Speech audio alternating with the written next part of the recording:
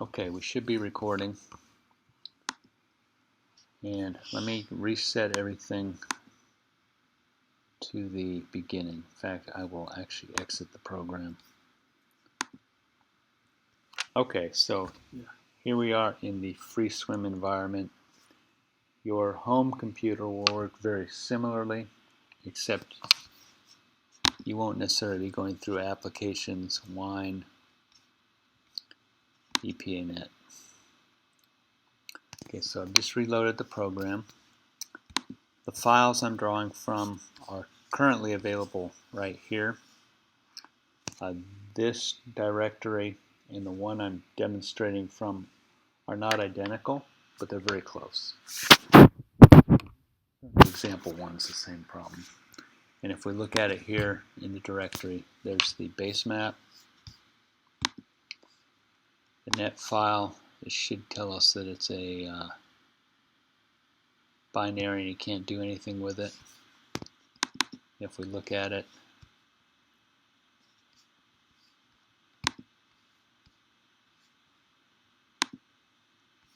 it's a binary file, so it's uninterpretable. If you have a text editor, you actually can look at the file. And I don't think I have a input here. The input files.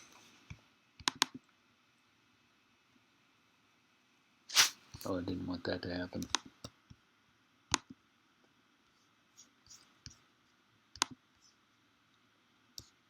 IMP files are ASCII files, and so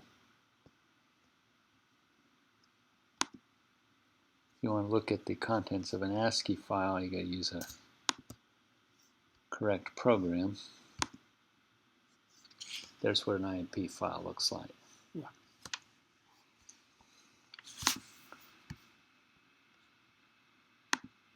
Okay, let's return to the example. So if the model is already built by yourself or somebody else, to open it, we can go to the interface, choose Open, navigate to where the file is located.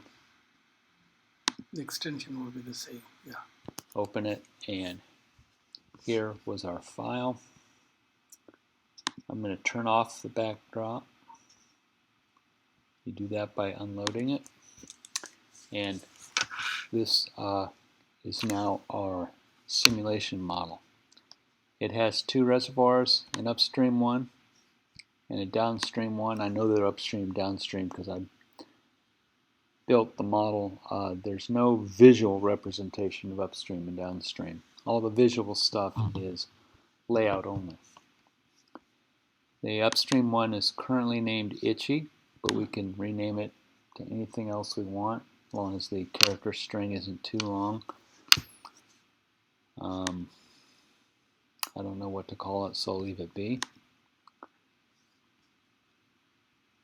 Similarly, the downstream one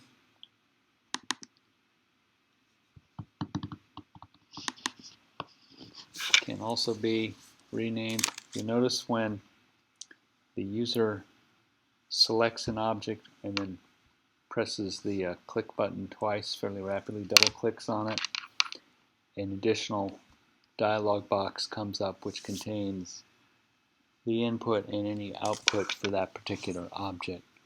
So the scratchy object is located at position 9854, left-right space, 7140, up-down space, and then there is some control over the window size. It currently has a total head assigned to it of 100 units. If we go back to Itchy, it has 120 units. So the head difference between the two reservoirs is 20 units, and I'm going to guess it's probably in feet.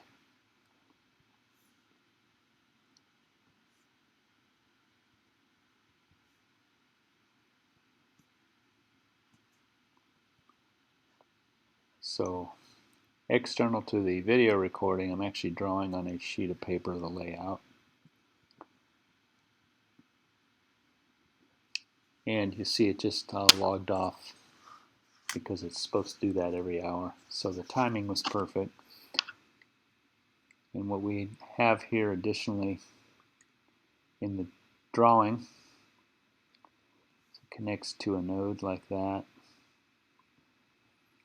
connects to a node like that, and then there's the actual pipe. So I'm taking the time for it to reset. A hydraulic modeling trick that I use is I make these large diameter, short length, and what that has is it makes the head loss really small in that portion.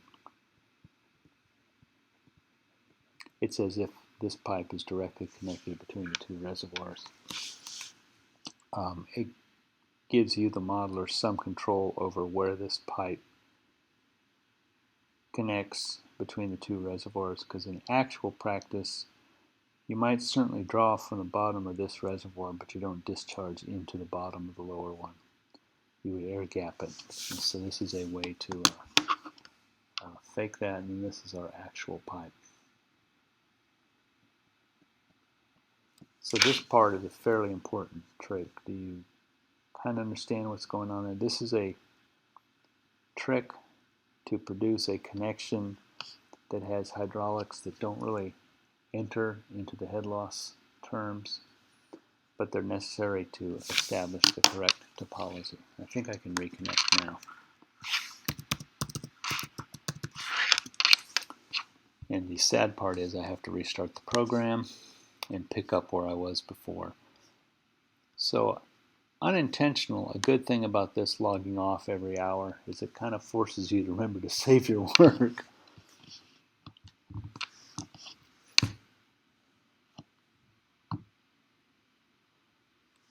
And I forget to do it. There we go.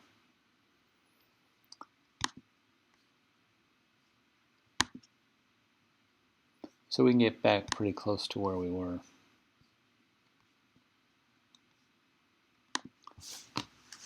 Okay, so those two pipes that I was talking about in the hand drawing,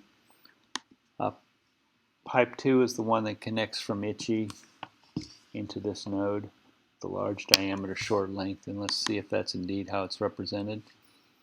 It has a diameter of 72. We'll see the other one has diameter 12. And the length is 10 length units. The other one's going to be probably 10,560. I'm going from memory. So compared to the other pipe, this is fairly short, fairly large diameter. And the roughness, I don't think I messed with that, but you can make this a fairly small number too if you want to get all the head loss out of pipe number 2. If we go to junction 1, we'll see that junction 1 has a base elevation of 100. So that's at 100 feet. So that means that that node and this dashed line are at the same elevation. If we look at pipe number 3, also 1072. Junction 2 is at elevation 80. So we know that From the top or from the base? Okay. that distance, I'm pretty sure that that distance is 20, because we know that that dashed line are at the same elevation. Okay, that's the hard part of it, is figuring out the hydraulics. After a while, if you do it a lot, it gets fairly straightforward. If we look at the main pipe, which is called Felix Cat, which is a dumb name for a pipe, it's 10,560 units long. It happens to be feet and 24 inches in diameter.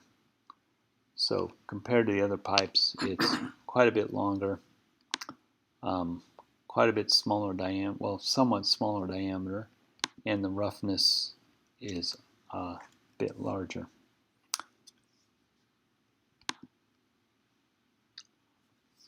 We can tell the units that the program thinks it's in, looking down here at the interface where it says CFS, those are the flow units, that's cubic feet per second. So all the distance units are in feet. The volume units are in cubic feet. We can change that in this thing called the project defaults option. We choose the hydraulics tab, and we can go from cubic feet per second to some different measures. Liters per second is a fairly common one in the SI system. I can certainly change it right now, but what you'll notice when I do that is it doesn't change any of the data in the dialog boxes, so it does not convert units. We switch to liters per second if we want to actually solve the problem in liters per second. We would be obligated to go through every dialog box entry and make those changes ourselves. I'm going to return it back to its US customary default. I think cubic feet per second is hidden up at the top. The next thing here, it's telling it that it's going to use the Darcy-Weisbach head loss model. Recall yesterday we examined 3 potential head loss models, or at least mentioned them. Hazen-Williams, Darcy-Weisbach, Chesney-Manning, and I stated yesterday that the Hazen-Williams and Chesney-Manning is not used a lot in water distribution system. Hazen-Williams is probably strictly a US thing, maybe US and Canada. Darcy-Weisbach is used pretty much worldwide. They all work quite similar, so there's no way of really doing it wrong, but the meaning of the resistance term changes from model to model. And so as a user, you would have to be cognizant of that.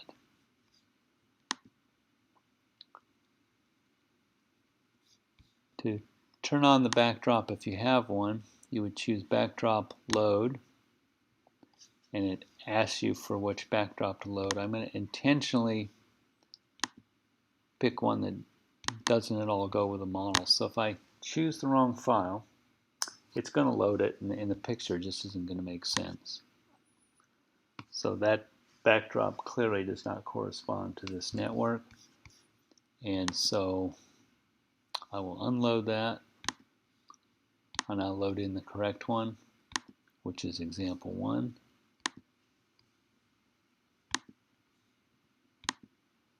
And the point of that demonstration was that the backdrop, unless you tell it to reference to the coordinate system, is just a picture.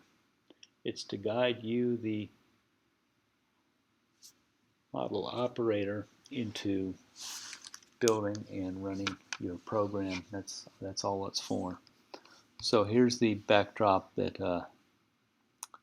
that fits this particular situation. Do you have questions before I run it? No problem, it's okay. Okay, so running it is real easy. You can choose from the project tab, run analysis, or you can click on the lightning bolt. They both do the same thing. We'll do the lightning bolt. And if you're lucky, you get this response. It says the run was successful. Doesn't mean you solved your problem. It simply means the program ran to completion and didn't encounter any warnings and errors. And then we have to take the results and interpret it. So in this particular case, the actual question is, what is the flow rate, as I recall? Let me see if I'm... Yeah. This one is, we have the head at 2 positions. What's the flow rate? And this computed a flow rate of 13 cubic feet per second, an anticipated mean section velocity of 4.14 feet per second, and a unit head loss of 1.89 feet per 1,000 feet of pipe. If it's in SI units, it would be the head loss in meters per 1 kilometer. A friction factor of 0.014, and then some of these other ones are not used. Reactionate, quality. The pipe status of open means that the pipe is connected, there's flow in it. So that's what I would consider our simplest EPA model.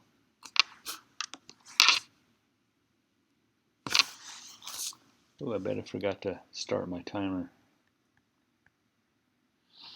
I did forget. Yeah.